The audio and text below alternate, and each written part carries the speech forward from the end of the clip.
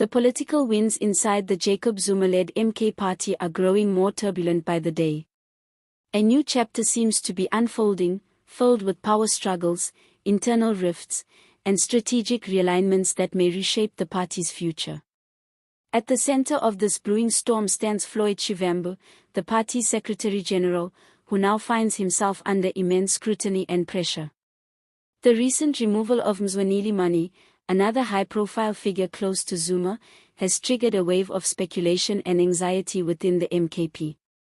Although the party leadership has dismissed these developments as mere rumors and attempts to destabilize the unity, the signs of deep internal cracks are becoming more visible and harder to ignore. Some believe that what's happening behind closed doors could be setting the stage for a much larger internal shakeup, one that could alter the trajectory of the MK Party just months after it stepped confidently into South Africa's political arena. To truly understand how we arrived at this point, we need to take a step back and look at the history of the MK Party and the individuals involved in its leadership. The MK Party, also known as Umkhonto weSizwe Party, was launched under the leadership of former President Jacob Zuma as a direct response to what he and many of his supporters viewed as the moral decay and organizational failure within the African National Congress. Zuma, long a controversial figure in South African politics, has always managed to retain a loyal following, particularly in provinces like KwaZulu-Natal and among certain traditional leaders. His move to form a new political force shocked the political establishment and was seen by many as an act of defiance against the ANC's current leadership, especially President Cyril Ramaphosa. From the start, the MK Party positioned itself as a voice for the disillusioned masses, the sidelined cadres, and the forgotten traditional power blocs. The party managed to attract several influential figures, including Mzwanele Manyi, a staunch Zuma ally, and surprisingly, Floyd Shivambu, the former EFF heavyweight, whose presence in the party signaled an attempt to unite diverse political forces under the MKP banner. Shivambu's inclusion raised eyebrows, especially given his past confrontations with Zuma and his sharp-tongued political style. But politics is full of unexpected alliances, and it appeared that Zuma saw in Shivambu both a skilled strategist and someone who could appeal to a younger, radicalized section of the electorate. However, these alliances were never built on solid ground. Reports began to emerge that tensions were growing behind the scenes.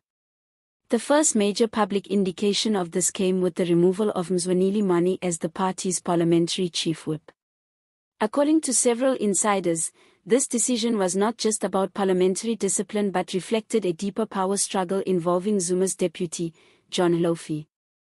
During the State of the Nation address debate, Manyi reportedly misled Hlofi into reading a speech he claimed had been authorized by Zuma. When it later turned out that this wasn't true, a fierce verbal exchange reportedly followed, nearly escalating into a physical confrontation. This incident became a turning point. Not just because of the fallout between Hlofi and Manyi, but because it sent a loud message to the rest of the party: no one was untouchable, not even those once considered closest to Zuma. And that brings us back to Floyd Shivambu, whose position as Secretary-General is now under intense scrutiny. While the party has officially denied any plans to remove Shivambu, citing these stories as nothing more than speculation, insiders tell a different story.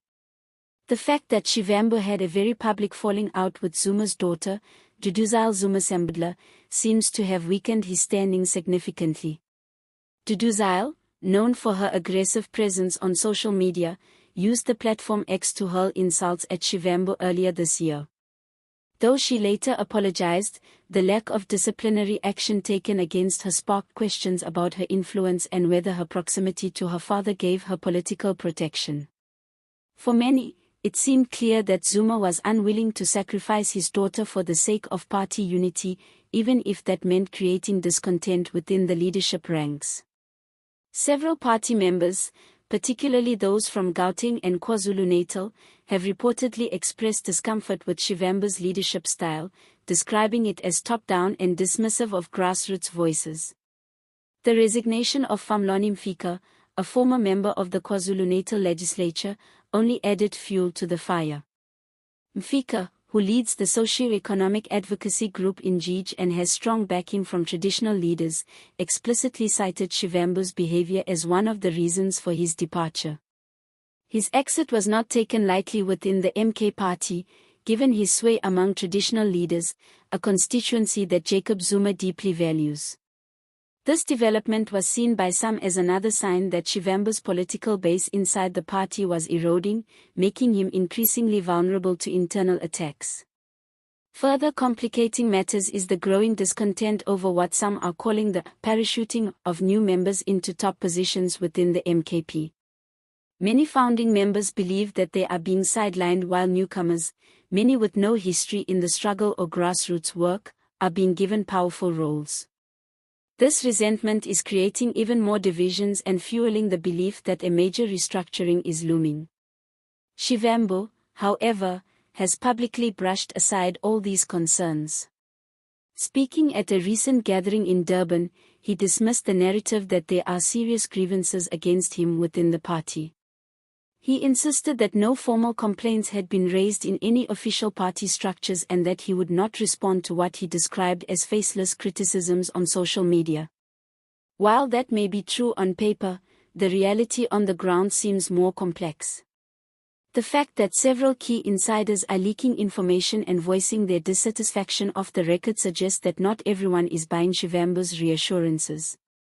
There is clearly a gap between what is being said officially and what is happening behind the scenes.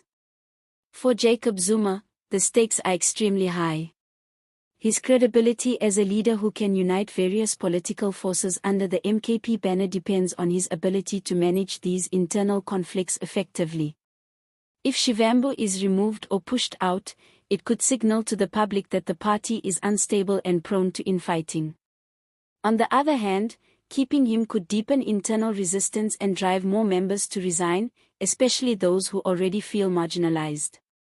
This dilemma leaves Zuma walking a tightrope, having to balance loyalty, discipline, and strategic interests all at once. And let's not forget, this is all happening as the party prepares for its first major test at the national level, building structures, gaining electoral support, and proving that it can be more than just a protest party led by Zuma's legacy. Do you think Floyd Shivambu should remain as Secretary General, or is it time for new leadership to take over? Let us know what you think in the comments. And if you enjoy content that dives deep into the complex world of South African politics, make sure you hit that subscribe button and turn on notifications so you never miss a story. Your voice matters here on the political spectrum.